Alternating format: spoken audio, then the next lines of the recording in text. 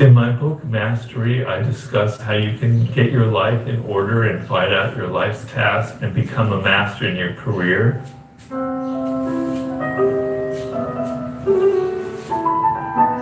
And the following is a compilation, a greatest hits, if you will, of all those moments in which I've discussed how you can follow the path towards mastery as laid out in this book. Thank you. I was getting a little worried that people who were reading my books, particularly young men who were reading Power and Seduction, they were thinking, that's all I need in life, man. I just need to be a manipulator. I just need to play political games. That's what success is all about. And I was worried that if you don't understand how to make something, what's going to be the future of mankind? Our bridges just going to fall down? Our hotels going to collapse? People don't know how to make things anymore. We don't know how to use our hands anymore. Being able to be good with people is extremely important as a social animal. But perhaps higher up in the hierarchy is being able to do things, to be able to have great skill and to be able to create something and know how to master a subject and to, build something that can last. That's really important. And I'm feeling like because young people have this idea that everything comes quick and easy because you can click, and things come to you, that everything in life should be that way, that we're becoming alienated from the human brain, how the human brain operates, because the human brain requires time. And one of the most important life skills that anybody can develop is focus and concentration. I know when I try and figure out an idea for a book that I'm writing, and I give it an hour, and then I distract and I go away, I lose something.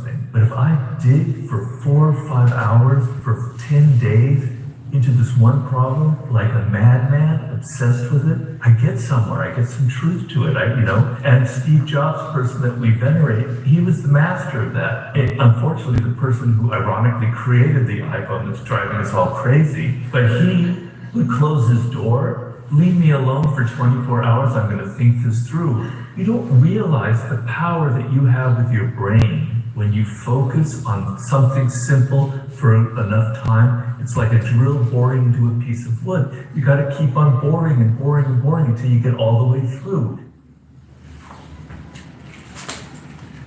All of us are born unique, and scientifically, your DNA will never be replicated, never happened before, never will happen again. This uniqueness that you had when you were born manifested itself by certain things you were drawn to. You were drawn to games, strategy, chess, that you'd be like a Napoleon, or you're drawn to music, or you were drawn to visual patterns, or you were drawn to sports and things like that. It's very primal, and it's showing something about you that's unique. And I compare it to a kind of a voice that's inside of you. It's a voice that you're 5 or 6 years old that's sort of saying, this is what you're interested in, Robert. This is what you really like, Allison. And as we get older, that voice tends to become drowned out by your parents who are saying, go to law school, be a doctor, I'm doing the Jewish parent here. Or you're listening to peers who are saying, this is the cool job. You want to be a rock star and you have no interest in being it, but you're going to do it because it's cool. Or money's the prime thing. I got to be comfortable. This is a tough world to live in. And that voice gets drowned out.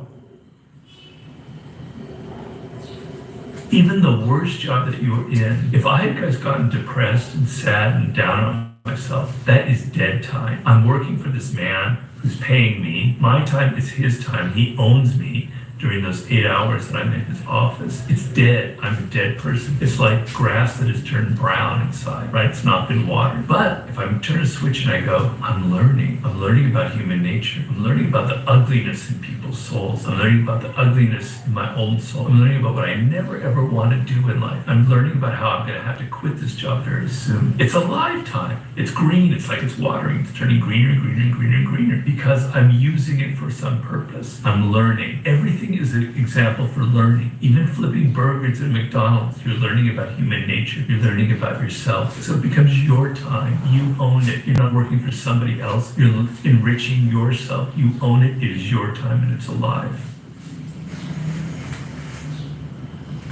You're never going to have anything successful in life if you're just copying what other people are doing. So you have to be willing to be original, to be weird, and to go out on a limb and to express your true feelings and what's really going on inside of you. So if you listen too much to what other people are telling you, your work will just be a pale imitation of what the latest meme is on social media. They'll have no originality to it, and it'll die very quickly. On the other hand, if If you just care about your own thoughts and ideas and you have no objective voice, nobody who can say this is good or bad, you're just going to write like a schizophrenic, like a madman. So you need a balance. You need people you trust in your life who can give you honest feedback and say this is good or this is crap. But you also have to have confidence in your own voice and say, I don't care what they're saying on social media. I know this is great. Other people have said as well. And I'm just going to be a rebel. I'm just going to stand by what I say and put it out there. You can fake your way when you're in your 20s and 30s because you're young, life's exciting, you can make money, can be sort of a motivating factor. But what happens is you're less and less engaged in your work. You're not connected deeply. You're kind of bored. You're not paying deep attention. You're sort of skating by. And by your late 30s, it starts to catch up with you. And people are coming up who are younger than you, who are handsomer, who are less expensive. They replace you, you're downsized, you're out of a job, and suddenly you don't have the skills to adapt because you didn't really follow something you were meant to follow. If you spend your 20s trying to learn skill in something that connects to you deeply, then things are going to happen to you by the time you reach 30. You've discovered your life's task. It may not be something so specific. For me, it was writing and words, but I didn't know what to write. I tried novels, I tried journalism, I tried theater, I tried screenwriting. But you know what? It gives you a direction, and you try and you try and try. And you know that's what you were meant for. That's what you were destined for. You feel connected to it. You feel a love for it. And so when it comes time to do the tedious stuff, you're able to do it because you know in the end it'll pay rewards. You'll get better and better at it. And the connection is so deep that to not do it would be miserable.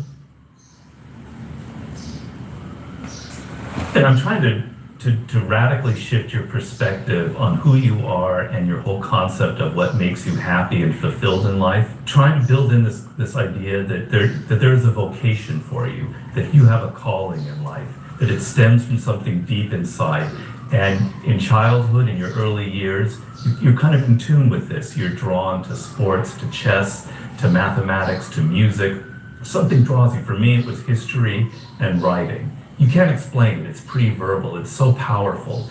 And as you get older, that voice gets weaker and weaker and weaker. You listen to your parents, you listen to peers, and you're in your 20s, your 30s, you don't know who you are. You followed the wrong career path. You're a lawyer, but you don't want to be a lawyer. You're lost. And it gets too late to regain it.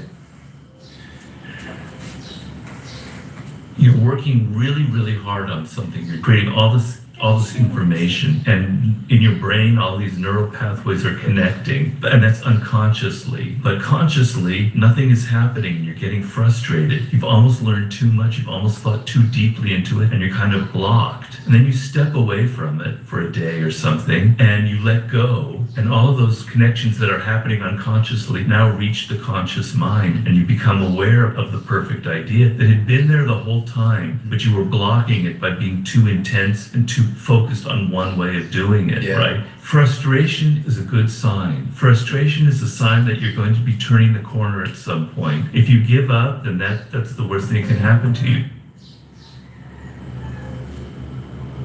The problem that most people have, and believe me, I know it, when you're writing something or working on a project, is you have no distance.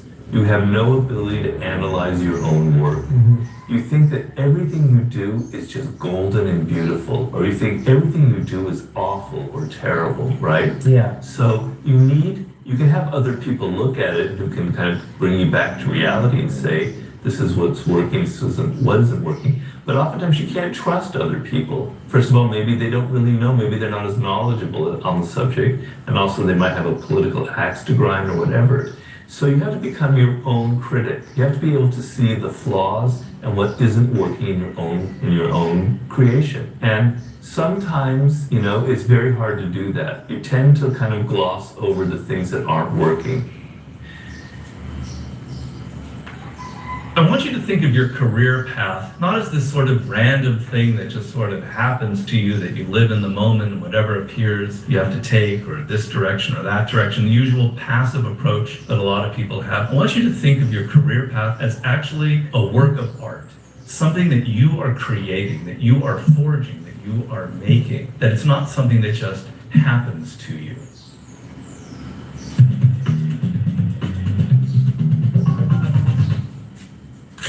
Guillermo, ¿cómo vamos? Muy bien, muy bien. Y dime, ¿cuál es tu problema con la seguridad? No, ninguno. Lo que pasa es que desde el Senado.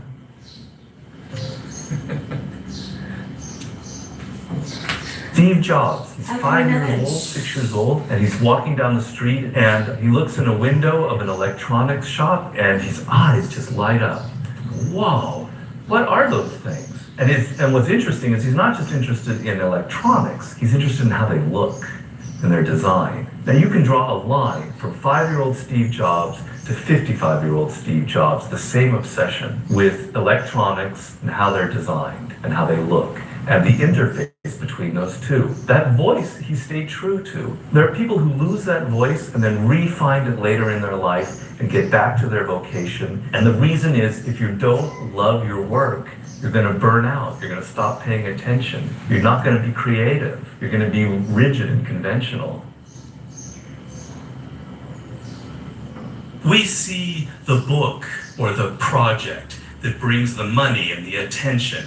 In other words, we see the visible signs of opportunity and success, but we are grasping at an illusion. What really allows for such dramatic changes are the things that occur on the inside of a person and are completely invisible. The slow accumulation of knowledge and skills, the incremental improvements in work habits and the ability to withstand criticism. Any change in people's fortune is merely the visible manifestation of all of that deep preparation. By essentially ignoring this internal invisible aspect, we fail to change anything fundamental within ourselves. And so in a few years' time, we reach our limits yet again, we grow frustrated, we crave change, we grab at something quick and superficial, and we remain prisoners forever of these recurring patterns in our lives.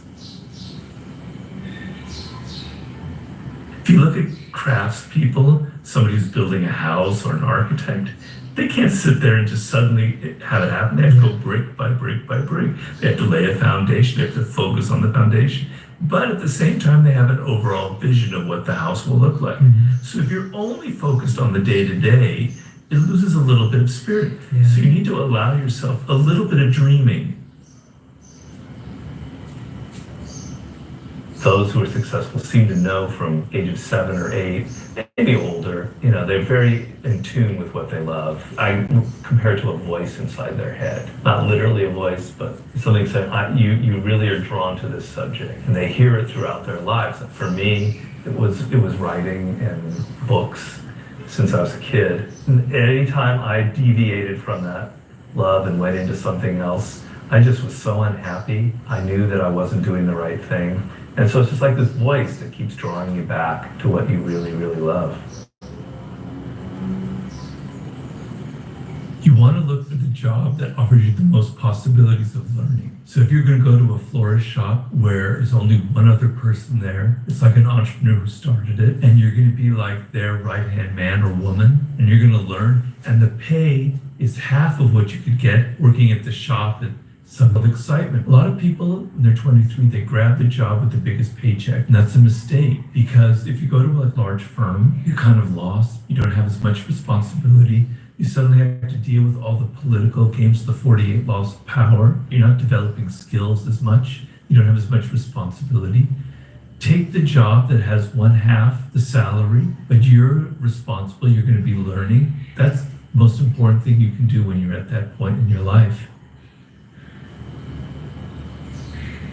It's not about passion. It's not about finding passion. I actually don't like that word passion. It kind of makes me cringe, because if you think about it, passion, to succeed at anything requires time and effort and boredom and tedium. So let's just say a simple example. You're learning to play the piano. When you first sit down at the piano, you have to play these really insipid tunes. It's so boring. You have to learn finger exercises and scales. On any instrument, you have to learn scales, etc. It's tedious, man. If you think it's got to be passion, forget it. You're never going to get far. The thrill comes after a year of playing the piano, and you get better at it, better and better, and now it starts becoming fun. Then 10 years, it's more fun. Then 20 years, it's fantastic.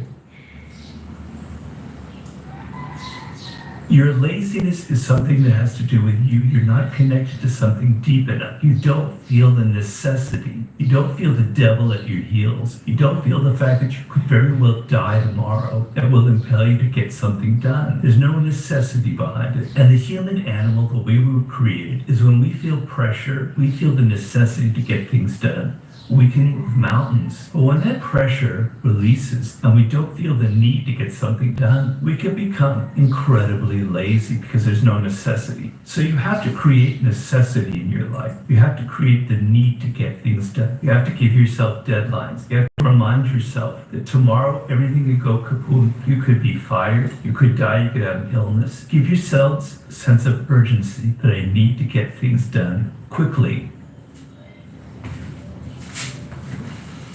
There's a good mentor figure and a bad mentor figure. The bad mentor figure is that kind of father figure that wants to keep you under his or her thumb and won't let you assert your own independence. And if after 5 or 6 years of being with them, they won't let you go out on your own, and they're oppressive. And then there's the other kind of loving type that wants you to succeed and that lets you cut the ties and sort of slowly gives you more and more independence. There's a lot of bullshit in the world about do your passion and all that.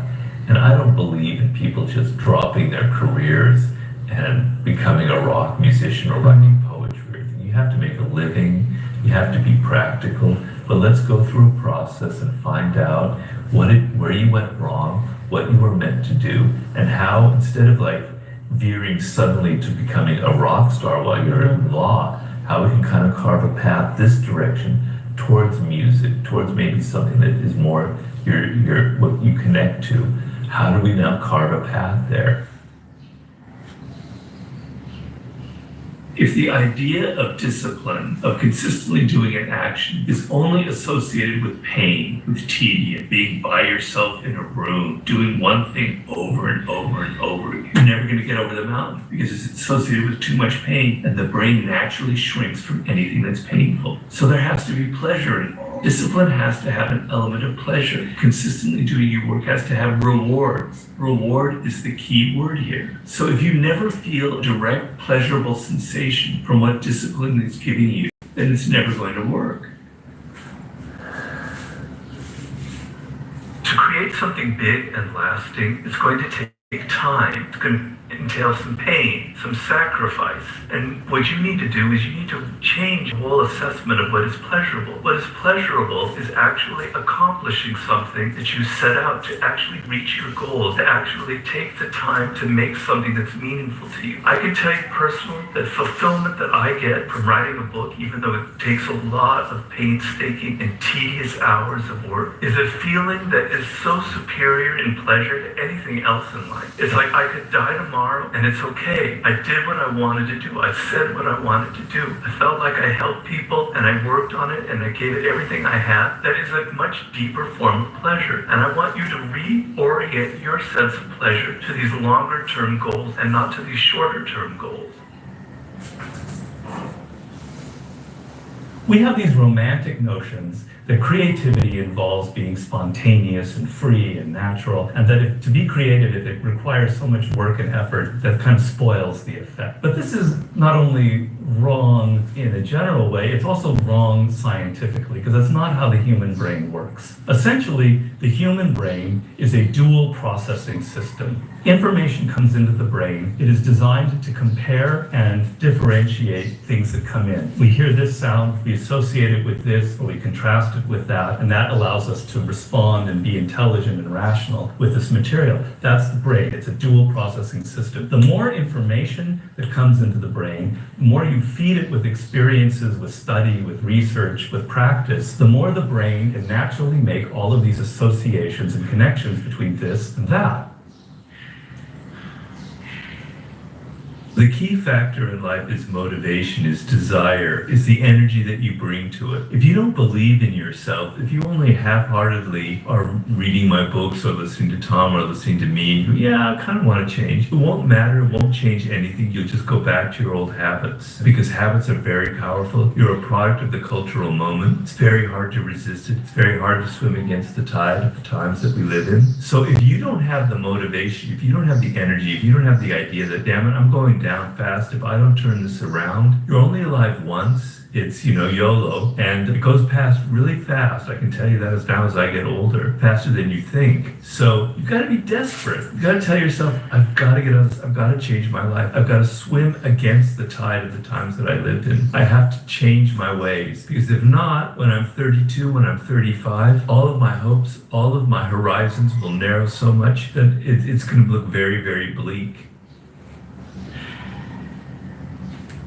You've got to find out what makes you unique, what it is that you love, that's completely who you are, that is like your potential when you were born. That thing that really nobody else can do. It's a process, it's not going to something that's going to, a light bulb goes on in your mind. But there are indications of it in your childhood, when you were 16 or 17, things that you love, that connect to you in a very deep emotional way. It's not just suddenly quitting your job and going off and writing poetry or playing the guitar. We all have to make a living, we have to be practical, but there are ways for adjusting your life's path so that it matches something that excites you. But if you have no connection to who you are and what makes what you really love, you're going to hit that wall at 35 and life isn't going to be pretty. But the other night I had dinner with Stevie Wonder. It was the most amazing thing I ever seen. He's absolute, I wish I'd interviewed him for my book.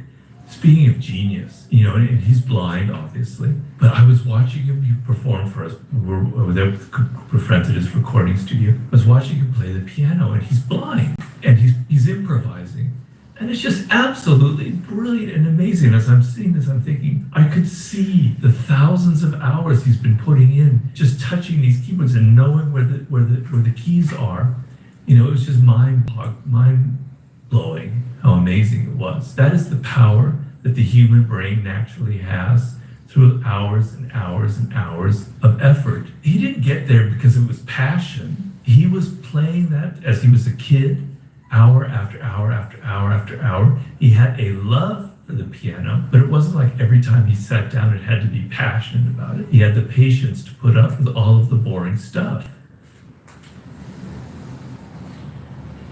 To get anywhere in life, you have to work extremely hard and you have to be disciplined. If you wanted to be a great piano player, there's no drug you can take, there's no self-help book, there's no guru. You got to spend 5 years, 10 years learning it until it becomes something that's second nature. There are no shortcuts. But if you learn that from an early age, like 10 years old or whatever, you see after a few years that an incredible pleasure happens where now you have mastery of this piano and you can play things you could never play before. Suddenly the whole thing opens up, this whole new universe. And that's the paradigm for everything meaningful in life. If you learn something well, if you learn a craft and you master it, it can bring you a far greater pleasure than any kind of drug or any kind of going out to a party or socializing. But you have to be patient and you have to not be afraid of boredom. You have to not be afraid of the effort.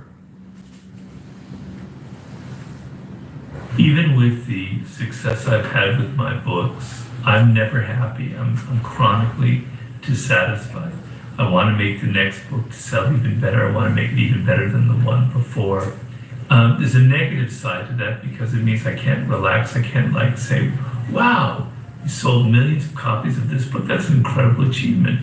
Most books sell like 5,000, 10,000. You sold over 2 million of 48 Laws of Power. Robert, give yourself a hug. No, I can't. Gotta do better, I gotta do better, I gotta do better. That's not good. But it also means I don't rest on my laurels. It means I've got to improve.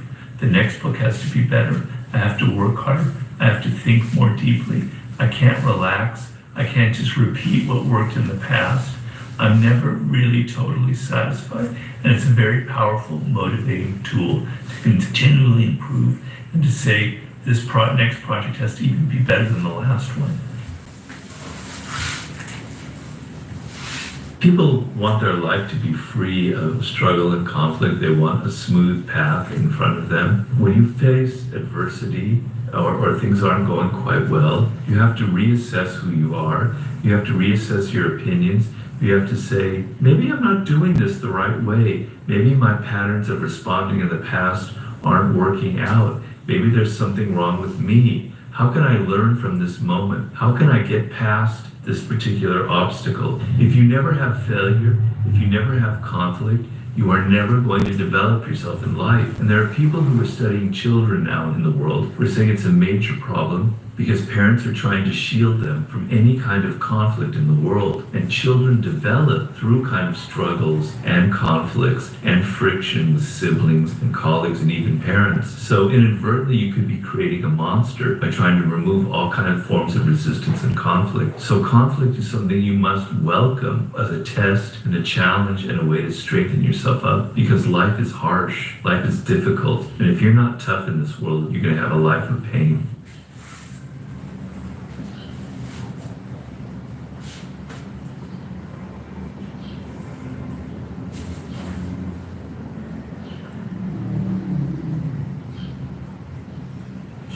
Dile hola al ecosistema de apps popular y encuentre el app precisa para su empresa. Con el app Beast.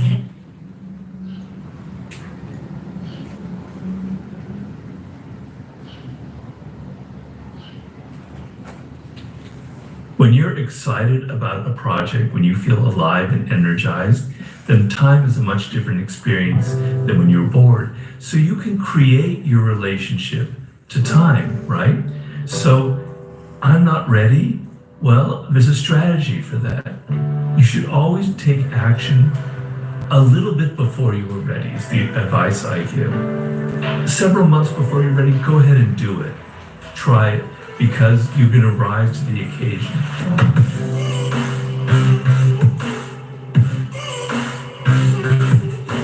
Hey everyone, welcome back to On Purpose, the #1 health podcast in the world. Thanks to each and every single one of you who come back every week to listen, learn, and grow. Now, you know that the podcast is just an excuse for me to reach out to amazing people, incredible minds, and the people that I want to sit down with the most and pick their brain. And today's guest is someone that I've wanted to do that with for a long, long time. I remember reading his books years ago. We've been in touch for quite some time to try and get this scheduled. And today I'm so grateful because he's made the effort to be here physically present with us in the studio. He's none other than Robert Greene, the author of some of my favorite books. We have The Laws of Human Nature. His new book that's out right now called The Daily Laws. I highly recommend that you go and grab your copy. And of course, the greatest one of all time, in my opinion, The 48 Laws of Power. So we're going to be diving into these 3 books today and Robert himself.